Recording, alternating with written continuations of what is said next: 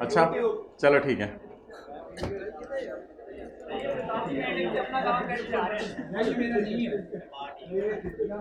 Okay आया, हाँ जी अभी हाईलाइट करवा रहा हूँ।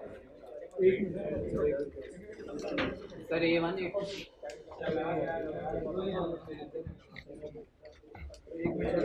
शुक्रिया भाई बहुत बहुत। अच्छा रिवीजन प्लान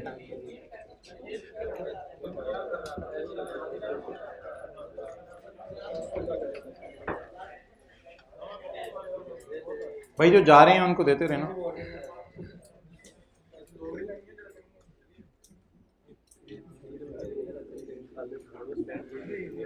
पॉज करो। पर इस के पैरास से पहले ये जो रिवीजन प्लान है इसमें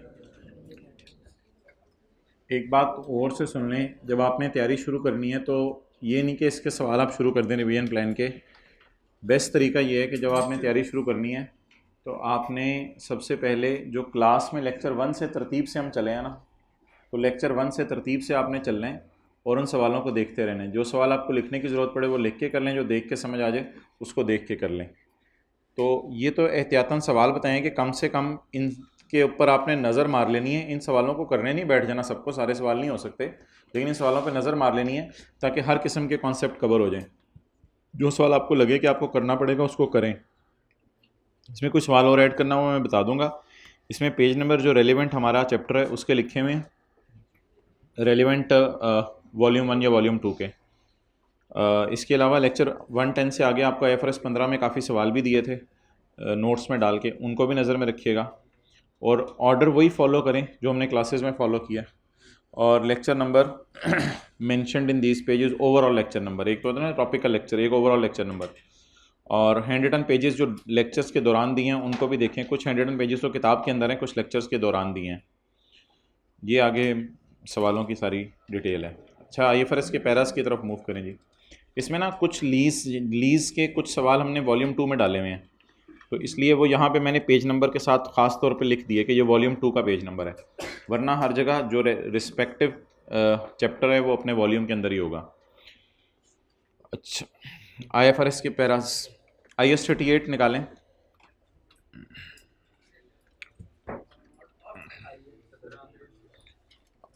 IS 38 इसमें सबसे पहले हम अपना IFRS के पैरास वाला सफ़ा खोल लेते हैं। IAS होंगे A नंबर 2 में और IFRS होंगे A1 में, तो A2 आपको खोलना पड़ेगा। अच्छा IS 38 के अंदर आपने पैरा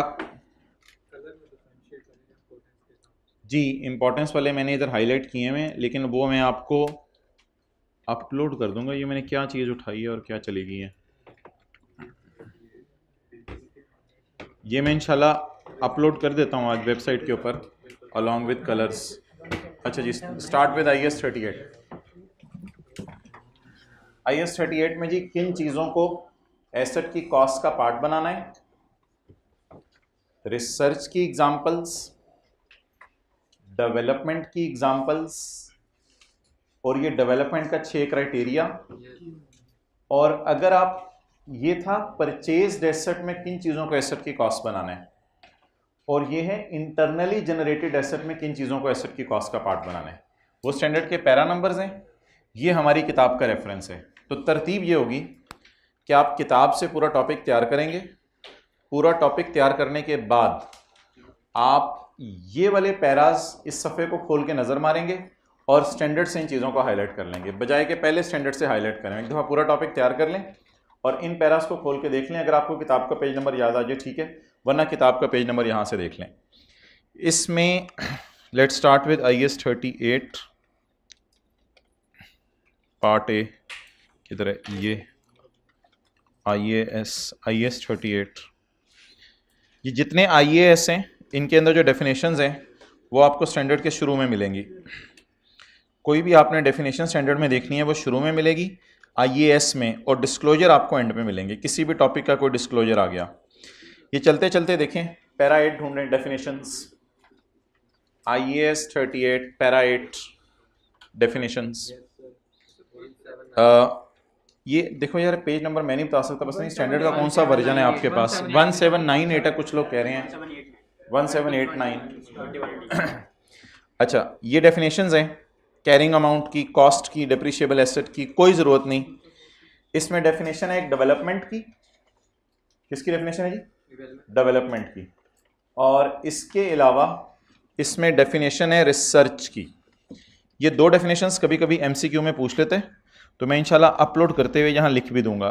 डेफिनेशंस में डेवलपमेंट की और रिसर्च की डेफिनेशन आप लोग हाईलाइट कर लें, डेवलपमेंट और रिसर्च। नहीं, बस आप सिंपल इस तरह हाईलाइट कर लें, यहाँ से पकड़ के ऐसे, रिसर्च। ये क्यों साथ साथ मूव कर रहा है? रिसर्च। Okay, next. इसके बाद पैरा 27 और 28। पैरा 27 और 28 आपको स्टैंडर्ड में ये बताएगा कि हमारे कौन से ऐसे एसेट्स की कॉस्ट में चीज़ें ऐड करनी है। वैसे तो आपको पता है परचेज प्राइस और ये चीज़ें और डायरेक्टली एट्रीब्यूटेबल कॉस्ट्स, और कौन सी एसेट की कॉस्ट में ऐड नहीं करनी। ये भी मेरा नहीं ख्याल इतना इंपॉर्टेंट है, मैंने एहतियातन येलो में हाईलाइट कर दिया है। ये चीज़ें इंपॉर्टेंट है। रिसर्च की एग्जांपल्स पैरा 56, क्योंकि कई दफ़ा वो रिसर्च और डेवलपमेंट के अंदर इन चीज़ों को लिख देते हैं। ये जी रिसर्च की एग्जांपल्स पैरा 56। फिर उसके बाद डेवलपमेंट का 6 क्राइटेरिया। इसके बाद examples of development, examples of development para 59। Okay, internally generated asset की कॉस्ट में क्या क्या चीज़ें डाली जाती हैं, ये भी मेरा नहीं ख्याल इतना ज़रूरी है, क्योंकि ये आपको चीज़ें पता हैं। Cost of material, labour, employ benefits, cost to register. अब इसमें क्या, किसी और एसेट की अमोर्टाइजेशन, तो ये मेरा नहीं ख्याल ये भी इतना इंपॉर्टेंट है। जनरल डिस्क्लोजर्स, किताब का पहले पेज 196 खोलिएगा, और इसके बाद गवर्नमेंट ग्रांट के डिस्क्लोजर्स, ये दो मैंने हाईलाइट किए हैं। शायद आपको नज़र मारनी पड़े कभी पेपर में इसमें, लेकिन ये भी मेरा नहीं ख्याल इतना इंपॉर्टेंट है, इसलिए मैंने हाईलाइट इनको येलो में नहीं किया, सिर्फ पैरा नंबर डाल दिया इनका। 118 जनरल डिस्क्लोजर्स, लाइफ के, अमोर्टाइजेशन मेथड के, सारी चीज़ें आप किताब खोल के देखेंगे तो आपको पता चलेंगी, ऐसे पता नहीं चलेंगी।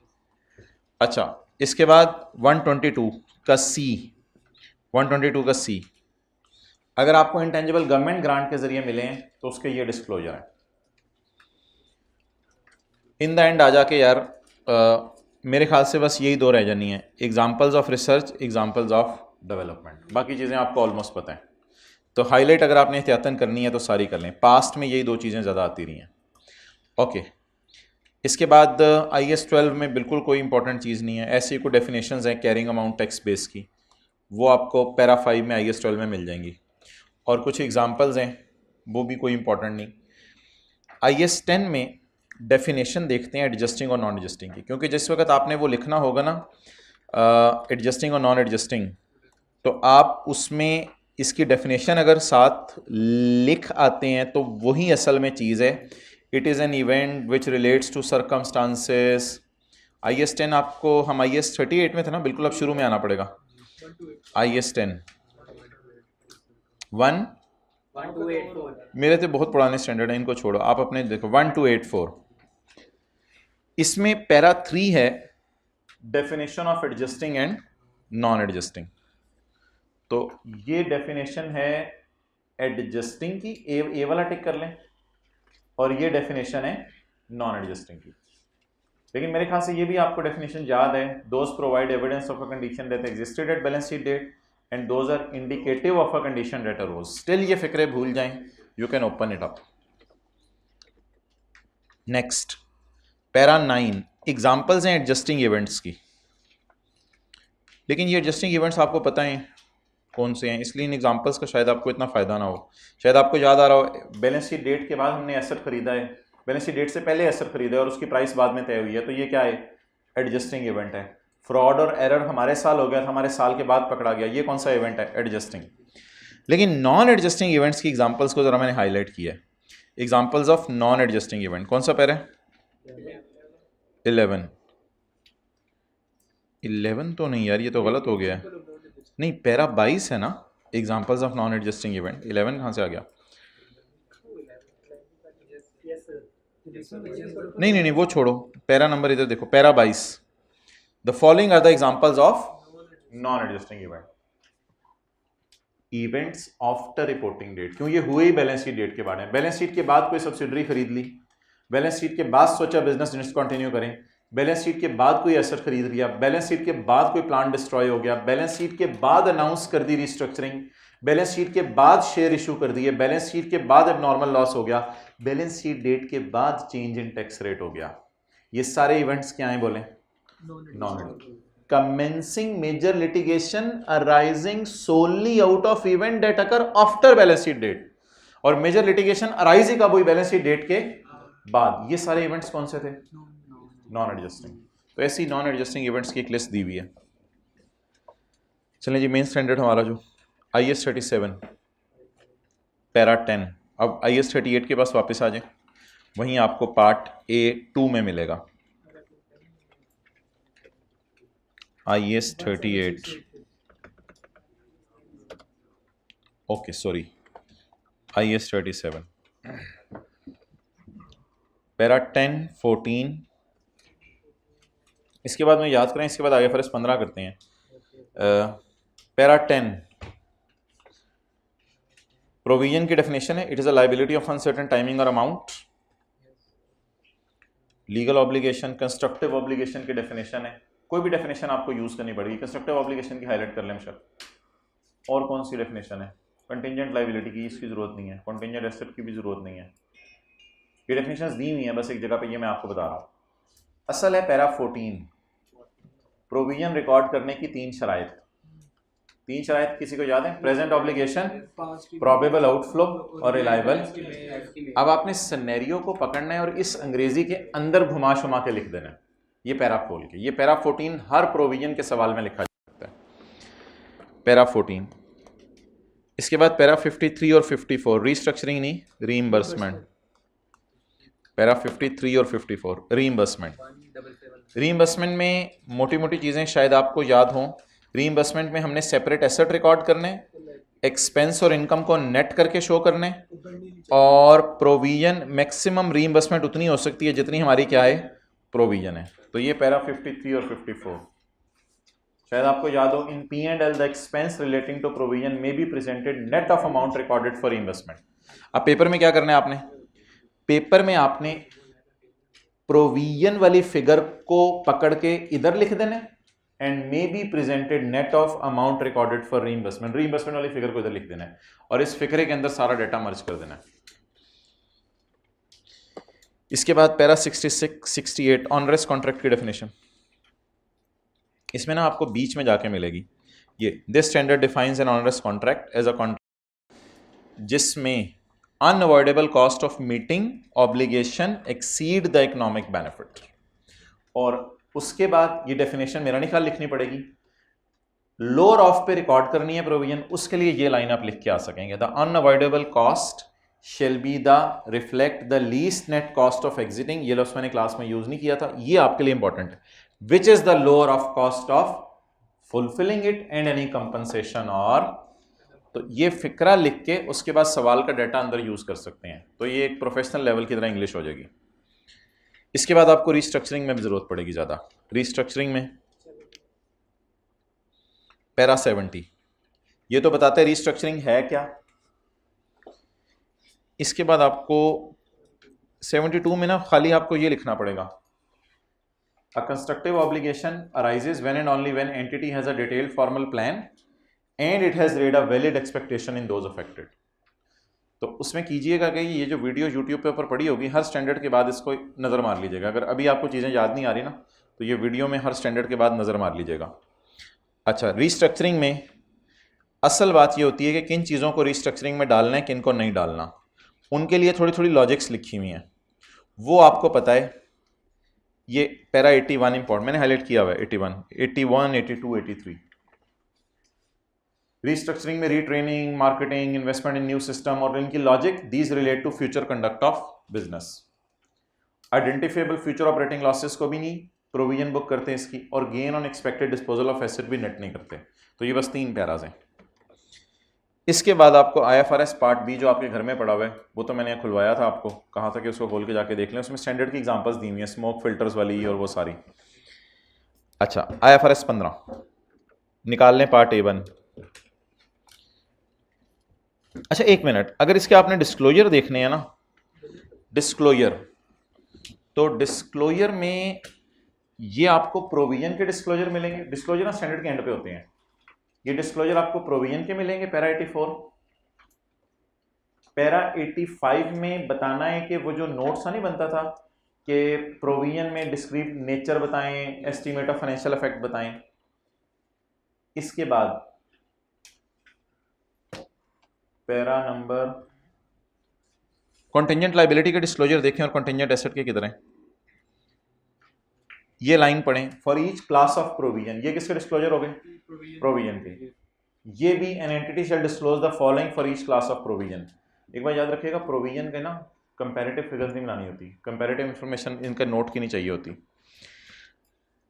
N entity shall disclose for each class of contingent liability estimate of financial effect and brief nature of event. कहाँ लिखा हुआ है? Description of nature of event, ये। और इसी तरह कंटिंजेंट एसेट के बारे में भी, an entity shall disclose a brief description of nature of contingent asset and where practicable estimate of their financial effect. तो ये 3 डिस्क्लोजर्स हैं, ये भी मैं डाल दूंगा। पैरा 89 बने, 86 और 84, 84, 86 और 89। अच्छा जी, चलें IFRS 15 ताज़ा है, इसमें तो इंशाल्लाह ज़्यादा आसानी होगी। IFRS 15 पार्ट A1, ये कह रहे हैं 885 पे जो इनके पास स्टैंडर्ड की कॉपी मौजूद है, 885। ये जी स्टैंडर्ड ऐसा है। अब IFRS 15 या 16, इसमें आपको, या IFRS 8, इनमें आपको शुरू में डेफिनेशन नहीं मिलेंगी। ये IN चल रहा होता है इंट्रोडक्शन, यहाँ से प्रॉपर स्टैंडर्ड शुरू होता है, ऑब्जेक्टिव। लेकिन अब देयर आर नो डेफिनेशंस, कोई डेफिनेशंस नहीं है। अच्छा, चलते चलते स्टेप 1 क्या है? Identify the contract. और कॉन्ट्रैक्ट के अंदर para number 9, identify the contract. 5 चीजें याद हैं, 1 2 3 4 5, ये कॉन्ट्रैक्ट में 5 चीजें हैं। इसमें ना एक काम कीजिएगा, अगर कभी बुक में पेज 317 पर ICAP ने सिर्फ यहां तक इसको लिखा है, तो पॉइंट E को पूरा ना पढ़ने बैठ जाइएगा, जितना बुक में लिखा है उतना पढ़िएगा। ये पैरा थोड़े से हैं जो मैंने येलो में हाईलाइट किए, अगर आप देखें। पैरा 17 कॉम्बिनेशन ऑफ कॉन्ट्रैक्ट्स, ये मेरे ख्याल से अभी कॉम्बिनेशन तो पहले सिनेरियो में ही चलेगा ना, स्टेप 1 चल रहा है अभी मेरा। आज जो पढ़े combination of contract, negotiated is a package deal, एक चीज दूसरे पे और एक सिंगल PO है। किताब का पता नहीं पेज 318 था, हाँ page 318। PO satisfied over time, लेकिन बीच में PO satisfied at a point in time भी मैंने बताया था। ये एक दफ़ा सवाल आया था कि गुड्स एंड सर्विसेज क्या होती हैं, गुड्स बेच देना, रीसेल ऑफ गुड्स, ये पैरा शायद लिखा हुआ है मैंने, ये भी डाल दूंगा। पैरा 26 ऐसी गुड्स और सर्विसेज क्या होती हैं, सेल ऑफ गुड्स। अच्छा,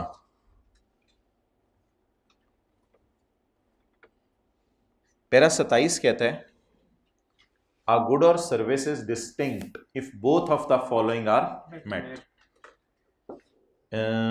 अगर चीजें on their own किधर है, on its own या within the context of contract। ये किसकी डेफिनेशन हो गई? डिस्टिंक्ट की। ये किसकी डेफिनेशन हो गई? डिस्टिंक्ट की। और पैरा नंबर 29, पैरा नंबर 29 में वो बातें हुई हैं जो मैंने आपसे की हैं, इनपुट्स को मिलके कंबाइंड आउटपुट बन जाए और इनपुट बाकी आउटपुट्स को मॉडिफाई कर दे या हाईली डिपेंडेंट हो। पैरा नंबर कौन से? 29। लेकिन आई डोंट थिंक सो इतना ज़्यादा ज़रूरी होगा ये। Para 29। Para 38 PO satisfied at a point in time. पहले 35 देखें, PO सेटिस्फाइड, ये तो याद है ना सबको, customer simultaneous receives and consume, सबसे जो कड़ी शर्त है और अजीब सी, the entity's performance does not create an asset within alternative use to entity and the entity has an enforceable right to payment for performance completed to date। ये वो जो 2 बातें थी हमारी। तो ये 3 शर्तें अगर पूरी हो जाए तो पीओ सेटिस्फाई कैसे हो रहा होगा? Over time. अब वो जो एमसीक्यू हमने किया था ना क्लास में एक, तो उसमें अगर ये वाला पैरा खोल लेते ना, पैरा 35, तो पता चलता कि ये वाला पॉइंट अधूरा लिखा हुआ है। तो ये वाला पैरा वहां से खोल के आइडिया हो जाएगा ये अधूरा लिखा हुआ है। और वो जो एक और एमसीक्यू किया था आइडेंटिफाई द कॉन्ट्रैक्ट, उसमें 5 चीजें थी, वो भी वो वाला पैरा खोल के पता चल जाएगा। Okay, PO satisfied at a point in time, para number कौन सा? 38। लेकिन इसमें मैंने आपको बताया था सिर्फ हेडिंग्स आपको मिलेंगी। Entity has a present right of payment, customer has a legal title, entity has transferred physical possession, and the customer has significant risk and reward and the customer has accepted the asset। ये पूरा पूरा पढ़ेंगे या जितना किताब में लिखा हुआ है? जितना किताब में लिखा हुआ है, स्टैंडर्ड का पूरा पूरा नहीं पढ़ेंगे। Next, contract costs, para number 95, 6, 7, 8। और इसकी अपेंडिक्स भी एंड पे देखेंगे तो डेफिनेशंस किस किस चीज की दी हुई हैं। 95, 6, 7, 8। इंक्रीमेंटल कॉस्ट ऑफ ऑब्टेनिंग, नहीं बस 95 भी मेरे ख्याल से कोई ज़रूरी नहीं है, बस 97 और 98 ही काफ़ी है। 97 डायरेक्ट लेबर को डालना होता है कॉस्ट में, डायरेक्ट मटेरियल को। आई के अपनी किताब में सिर्फ इतना से लिखा हुआ है, एग्जांपल्स नहीं लिखी हुई। Allocation of costs directly attributable to contract, और जो कस्टमर को हम चार्ज करते हैं स्पेसिफिकली, और other cost that are incurred because an entity entered into contract, कोई भी सब कॉन्ट्रैक्टर्स को आपने पैसे दिए। ये आपको पता चलेगा कॉन्ट्रैक्ट कॉस्ट में किन किन चीज़ों को डालना है, मटेरियल, लेबर, रेंट का खर्चा, फलां खर्चा। अच्छा, 97 में क्या मिलेगा? 97 में ये मिल जाएगा। 98 में क्या मिलेगा? An entity shall record the following cost as expense. इनको फिर कैपिटलाइज नहीं करना, जनरल एडमिन, वेस्टेड मटेरियल, पुरानी परफॉर्मेंस ऑब्लिगेशन, ये पॉइंट नहीं लिखा हुआ किताब में। पॉइंट डी वाला काट सकते हैं आप, ये नहीं लिखा हुआ किताब में। काटने का तरीका कोई नहीं, सीए फाइनल में यूज हो जाएगा, बस जो टिक करना है वो टिक कर दो, ABC। अच्छा, अब एक क्या रह गया IFRS 15 में? अपेंडिक्स। अपेंडिक्स में क्या होगा? डेफिनेशंस। IFRS 15 के कोई डिस्क्लोजर्स तो हमारे सिलेबस में नहीं है। हाँ, अपेंडिक्स, कॉन्ट्रैक्ट, कॉन्ट्रैक्ट एसेट, आज जो डेफिनेशन पढ़ी कॉन्ट्रैक्ट, अपेंडिक्स नीचे देखे ना, पैरा 129 के बाद। कॉन्ट्रैक्ट, कॉन्ट्रैक्ट की कोई डेफिनेशन की जरूरत नहीं। Contract asset, contract liability, customer की कोई जरूरत नहीं, इनकम की शायद कोई जरूरत नहीं। पीओ, पीओ पढ़े आज? या गुड और सर्विस या सीरीज ऑफ डिस्टिंक्ट गुड्स और services. Stand alone selling price क्या होती है? The price at which an entity would sell a promise good to a customer separately, अलग से बेचें, फेयर वैल्यू जिसे आप कहते हैं। ट्रांजैक्शन प्राइस, जो आप कस्टमर से चार्ज करें, एंड इट्स ओवर। बस ये थी। अच्छा, ये थी अपेंडिक्स। IFRS 15 हो गया। नाउ आप देखते हैं रह क्या गया। अब बस इट्स ओवर, अब मैं और स्टैंडर्ड आपको नहीं खुलवा रहा। IFRS 15 में यूज़ करना था, IAS 1037 में ज़्यादा यूज़ करना था। बाकी ज़रा गाइडेंस ले लें, थोड़ा सा समझ आ गई आपको चीज़ें। IFRS 16 में पेज 42 वाले डिस्क्लोजर शायद कम हो, स्टैंडर्ड में शायद ज़्यादा हो, तो सिर्फ पेज 42 वाले हम टिक करेंगे। लेसर के डिस्क्लोजर बिट स्कैटर्ड होंगे इधर, किताब में थोड़े लिखे होंगे, स्टैंडर्ड में ज्यादा होंगे। मेरा नहीं ख्याल इनको करने की जरूरत है, ढूंढ ढांड के टिक कर लीजिएगा किताब के पेज 55 से 6 वाले, 1-2 मिनट लगेगा, ज्यादा टाइम नहीं लगेगा। ये मैंने लिख दिया, बिट स्कैटर्ड होंगे बुक में थोड़े कम डिस्क्लोजर है, स्टैंडर्ड में ज्यादा है, लेकिन ज्यादा हमें करने की जरूरत नहीं, हम वही करेंगे जो पेपर के रेलिवेंट है। प्राइमरी इंडिकेटर्स पता है फाइनेंस लीज के? 5 फाइनेंस लीज, पुरानी बातें, प्राइमरी भी होते हैं, सेकेंडरी भी होते हैं। एक डेफिनेशन है अपेंडिक्स ए की इंपॉर्टेंट, वो है लीज पेमेंट्स। अपेंडिक्स ए आपको कहाँ मिलेगी? एंड पे, क्योंकि IFRS है, वहां डेफिनेशन किसकी मिलेगी? लीज पेमेंट्स की। ये किस पेज पे है? 35 हमारी किताब पे। IAS 38 हो गया, IAS 12 की कोई जरूरत नहीं, IAS 10 हो गया, IAS 37 हो गया, IFRS 15 हो गया, IAS 41।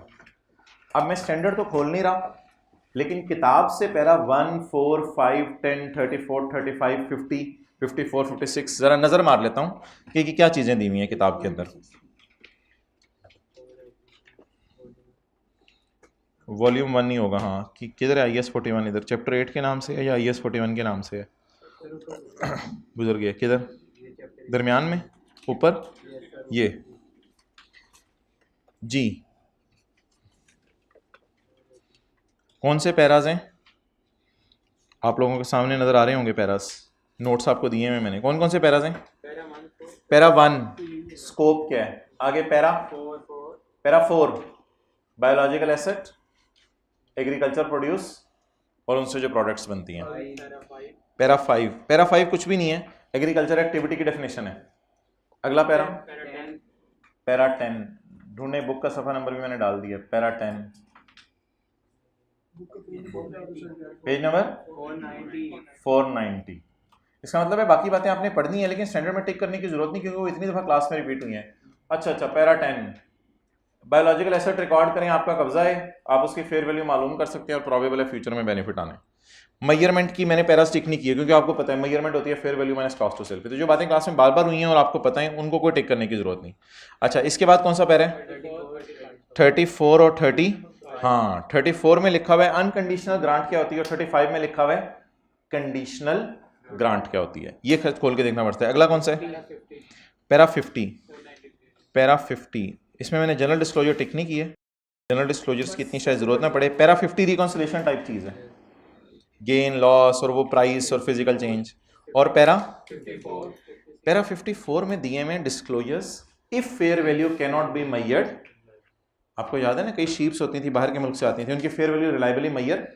अब ये चीज़ें को रटा नहीं मारनी, पैरा 54 में देख सकते हैं आप। और कौन सा पैरा है?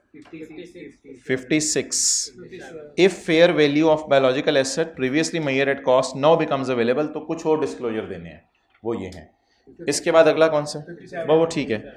अगले मुझे स्टैंडर्ड ज़रा मुझे नज़र मार लेने दे, अगले कौन से रह गए हैं? IFRS 8 इंपॉर्टेंट है। हाँ, उसका कराने मुझे पता है, आई नो। किधर है ये IFRS 8? नहीं, ये वो आज वाले नोट्स किधर है? ये किधर है जो मैंने अभी खोला हुआ है? रेवेन्यूज़ का स्टैंडर्ड किधर है?